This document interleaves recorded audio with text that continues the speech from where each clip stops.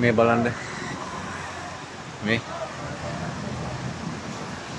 මේ තමයි වැලිගම බීච් එක නේ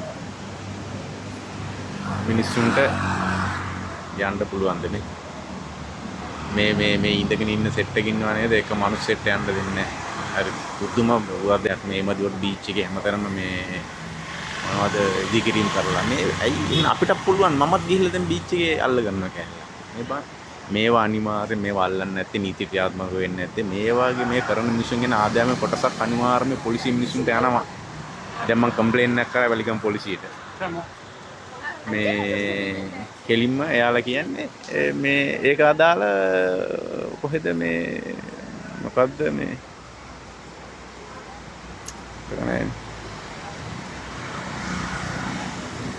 වෙරළ සංරක්ෂණයට කියලා. එතකොට මේ එයාලට ඒක අයිතියක් නැහැ නේ. ඇත්තටම මේක සිද්ධ වුණේ මම මේ බීච් එකේ අපිට යන බීච් එකේ මේ කට්ටිය පුටු දාලා ඔක්කොම මේක හරස් කරලා ඉවිල්ලා ඊට පස්සේ අපි හරියට ළඟට ගියොත් එහෙම කට්ටිය අපෙන් වල සල්ලි ඉල්ලන 500ක් ඕනලු. මේ වන් රටේ නීතිය කොයිද ඉතින් මොහාවත් ජීවිතයවත් වැඩක් නැහැ මේ විදිහට මේ නීතිය ක්‍රියාත්මක කරන්නේ නැහැ පොලිසිය. පොලිසියට විරුද්ධව අපේ රටේ ලොකුම ප්‍රශ්නේ පොලිසිය විරුද්ධව. පොලිසිය නීතිය දන්නේ නැහැ. පොලිසිය නීතිය දැනගත්ත ක්‍රියාත්මක කරන්නේ නැහැ. දැනගන්න මිනිහෙක් කතා කරන්න ගියාම ඌට කැපිලා දානවා එච්චර.